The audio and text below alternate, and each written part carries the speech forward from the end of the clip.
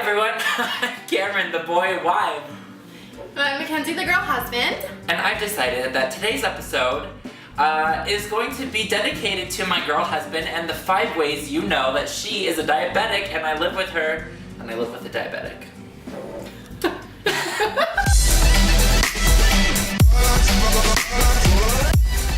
Number 1. This is what inspired the video. There are syringes all over our house and they can pop up anywhere. I could be walking along from those stairs to the kitchen. There's a syringe. Really? This is under the dining table. However, this is not like a heroin addict documentary. They're not open. They have the lids on them. Granted, yes, they're used, but they fall out of my little itty bitty diabetes. And I'm not saying. What can you do? I'm not saying. I know that you're not saying that it feels like I live in a Saw movie, but you don't. Number 2, you can come downstairs on any given morning. No. There, on most given mornings, I feel like I expect the grape juice to be sitting by the fridge without its cap on. Why?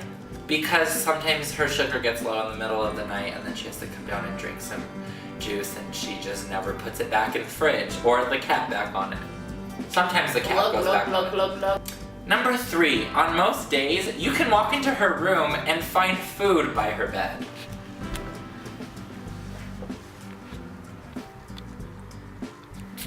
But not in like a, she just eats literally all the time. Not a scary binge eater behind closed Not doors like- kind of thing. Not like an intervention is necessary kind of thing. Number 4, test strips like confetti.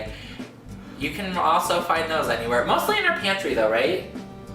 Yeah, because I miss the trash can sometimes. It's fine. Yeah, it looks like a test strip party's going down above our trash can. I mean, That's a real thing. Those are test strips by the trash can. Number 5. This is one of the perks of living with a diabetic is there's always a snack at hand. yep, in my school bag, my gym bag, and my purse, there's always a snack. Husband! What? I need something, like a snack. The only place I don't have snacks stashed is my car. Feels good to get that off my chest. So, do you want to say your line? I don't think I'd like to say my line because I would like to let everybody know 5 signs that I live with a gay man. Okay. But Okay. okay. Number 1, various forms of paraphernalia.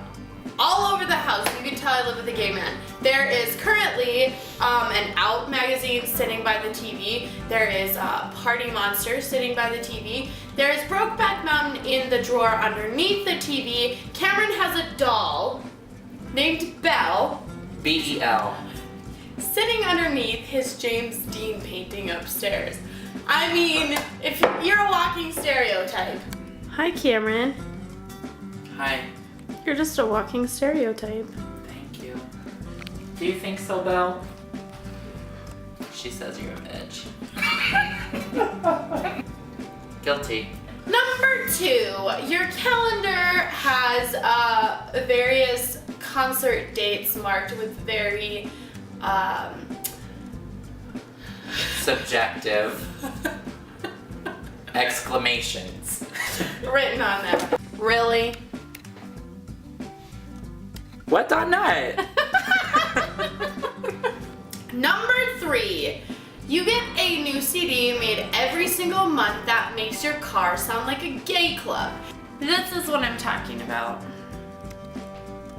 Not only do I drive a Prius, which emasculates every man that gets into the car, then the music comes on and it's an Amy Grant remix. A sick Amy Grant remix. Number 4.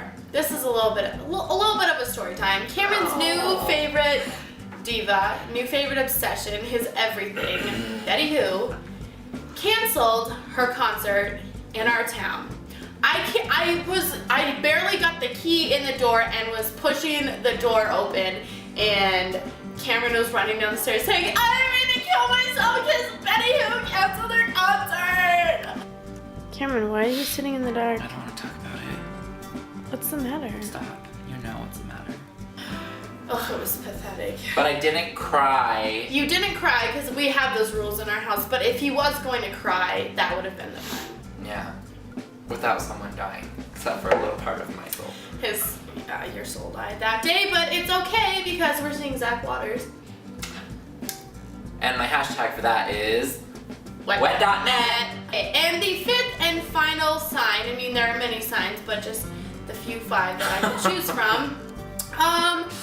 There is now, living in a house with a gay man, there is no one to kill the spiders, the moths, any other beetles, any various kinds of insects, because he literally screams louder than me. There was a moth on the couch one time, and I swear to God that that was terrible. windows shattered, atomic bombs, I mean, the works. Babies woke up in Canada.